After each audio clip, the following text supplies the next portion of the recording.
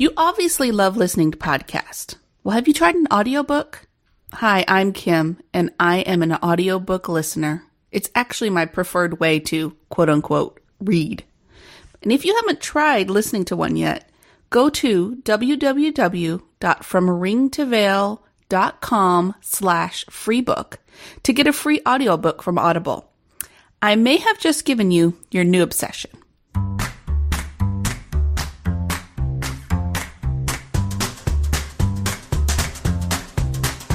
I'm Shannon. And I'm Kim. And you are listening to From Ring to Veil, a wedding planning podcast, where we share tips and information to help you plan the wedding of your dreams. Without all the stress. Ideas for planning a small, intimate wedding. Episode number 77. For this episode, we answer a listener. She asked us to share our ideas for planning a small and intimate wedding, and so we are. Thank you, Samantha. Samantha, woohoo!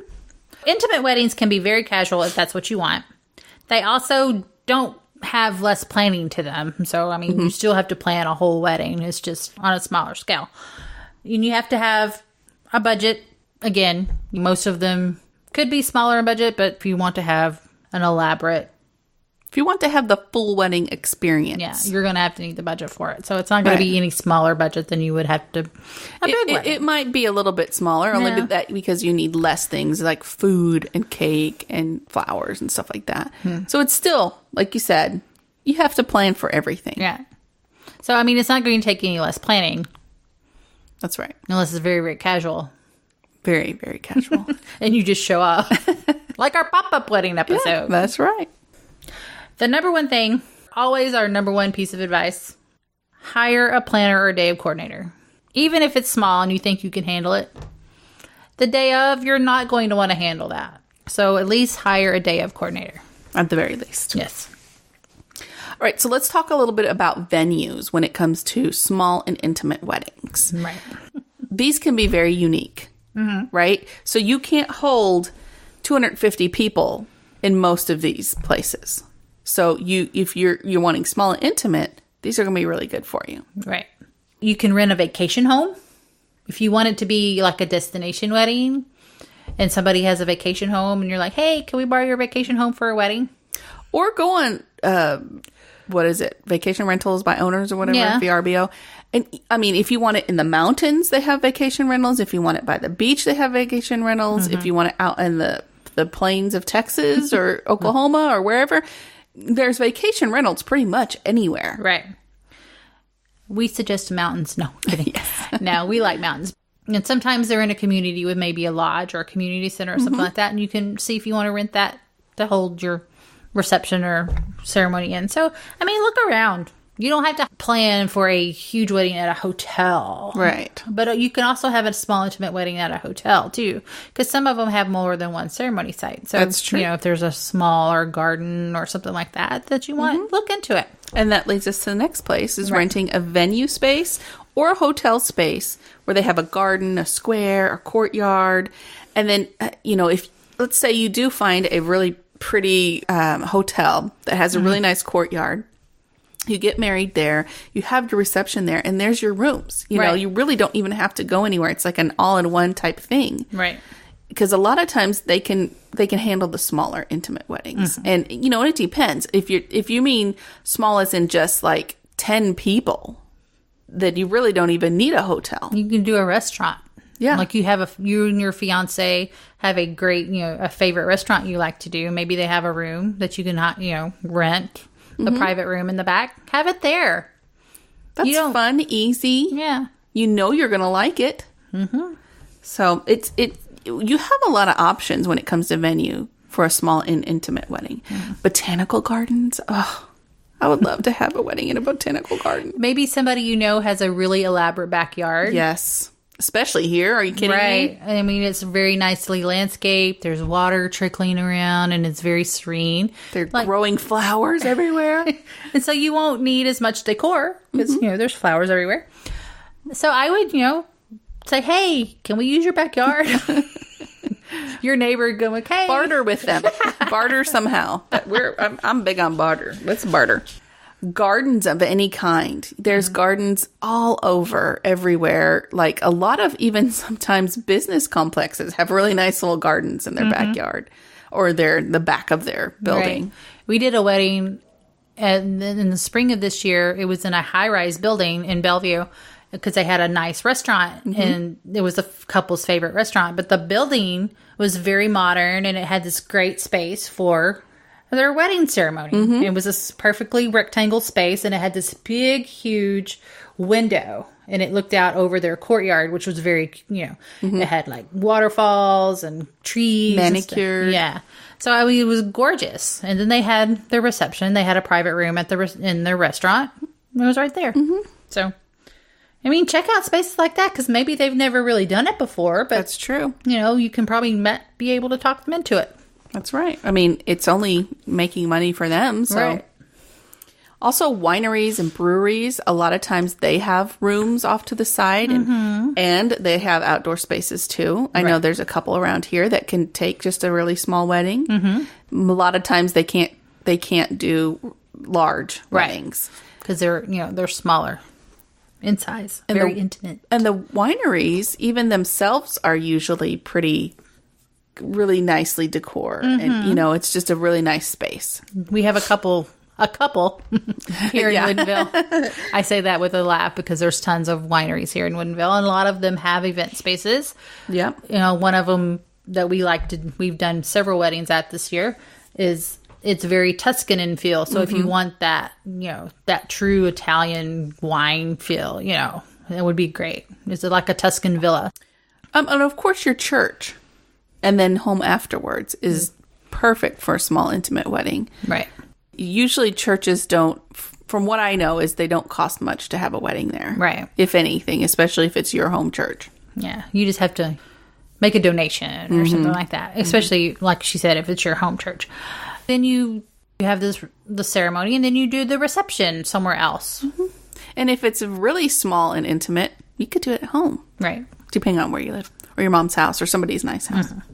Parks are also a great spot because a lot of the larger parks have those pavilions that you can rent. You can find a nice, maybe out of the way space to do your ceremony and then come back to the pavilion and have your reception.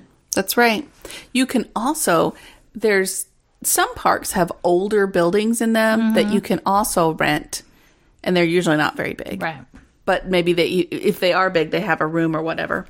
But you could usually rent those older buildings for your wedding ceremony or something. I think that'd be really fun. Yeah. Next on is your guest list on this list of small intimate weddings. Right. You need to choose wisely. You also need to make sure your parents and your future in-laws and stuff know that it's going to be a small wedding. So they can't, tell your second cousin once removed, twice married, divorced, and whatever to come to this wedding. Right. Your intimate family and friends. That's what an intimate small wedding means. Right. The people that you love and the people that love you.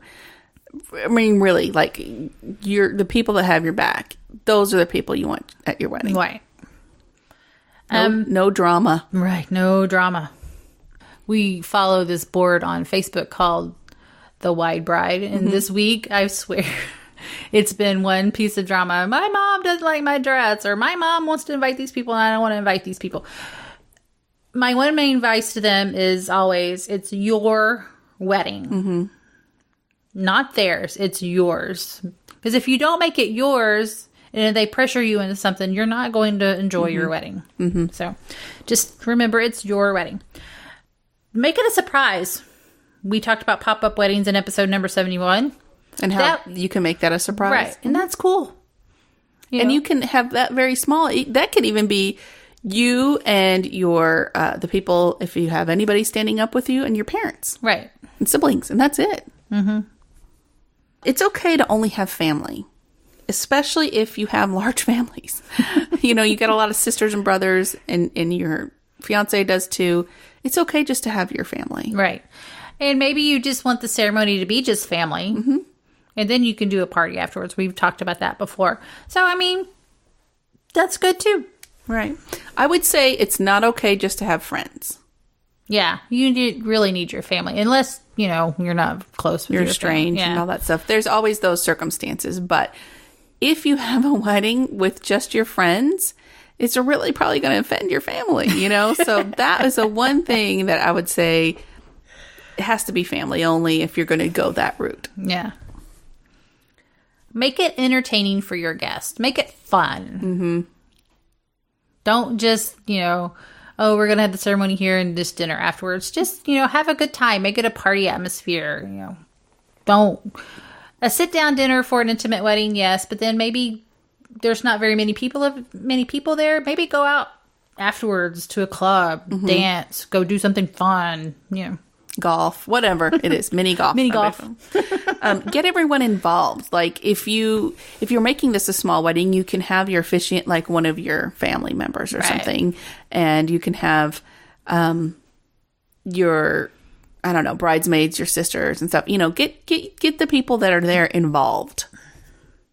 Also, with small weddings, intimate weddings, it's easier to spend one-on-one time with people that are there. You can dance with them and not skip over people. Like, if you have a huge wedding, there's no way you're going to be able to go around and talk to everyone. That's right. It's much easier to have one-on-one time with everybody, especially if it's really small. Right. Now, let's move on to decor. A small, intimate wedding doesn't mean you have to have a plain, non-decorated wedding. You can decorate as much or as little as you want. You can have elaborate table decor. Mm-hmm. Or you can have very simple, simple stuff in the middle of the table. You can use the scenery as your decor. I mean, it's really up to you and what you want. Especially if you're having it in an outdoor space and it's a beautiful outdoor space. You don't want to distract yourself from the outdoor space where it's gorgeous and has lots of foliage, lots of color. You don't want something to block that. Right. Like for an arbor or something like that. So, make it simple if it's a beautiful setting. Take advantage of it. Use it as your setting.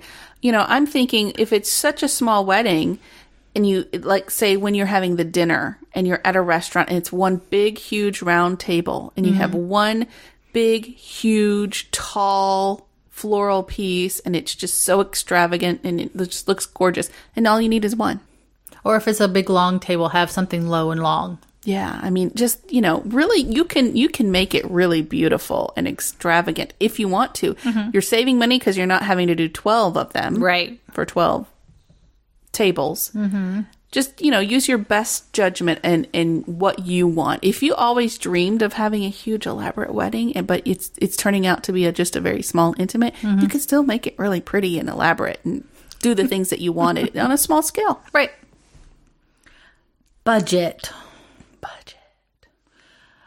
So if you have a small wedding, everything's kind of scaled down. Yeah. So you can take the money that you save and put it towards your new life together or toward the honeymoon. Mm-hmm. Or maybe new house or whatever it is you need. Maybe you weren't, because the wedding was going to start costing so much, maybe you decided not to go anywhere special for a honeymoon, just maybe a weekend away. So if you have a smaller scaled down wedding and it's costing you less, put that extra money toward your honeymoon and go somewhere really nice like Hawaii. Which, I would suggest that would be the thing to do. Yeah. But just because it's small and intimate does not mean it's cheap. Right. You can spend a lot of money if you have a specific budget that you had budgeted a while back because you thought you were going to have a good, big, huge wedding. You can still spend all that money. Right. With the floral choices, with your gown, with your... Or you can make it priorities, like if you have a small wedding but you want an extravagant gown, use it for that. Do less on tables, less on decor, things. Right, and prioritize. Right. But don't skimp on like the photography and the videography and the things that are important, the planner. Right. Please use your money wisely. Yes, we always suggest hiring professional photographers and videographers. Because they know what they're doing, and you're going to be looking at these pictures for the rest of your life. And you want to be happy with them. And you want to have good pictures. So, you do want to be happy with them. Trust us. Right. It's, you get what you pay for mentality. You pay for a great photographer, they're going to have great pictures. Yes, unless something goes badly wrong, which can happen to everybody. Right. But that you get what you pay for. Absolutely. So hopefully this will help you Samantha. plan your small and intimate wedding. It can be just as beautiful as a big, drawn out, huge wedding can be. And I kind of feel like it might be even nicer because it is intimate, and you get to speak to each and every one of your guests, and they get to really share in this moment with you in a special, different way than a large wedding.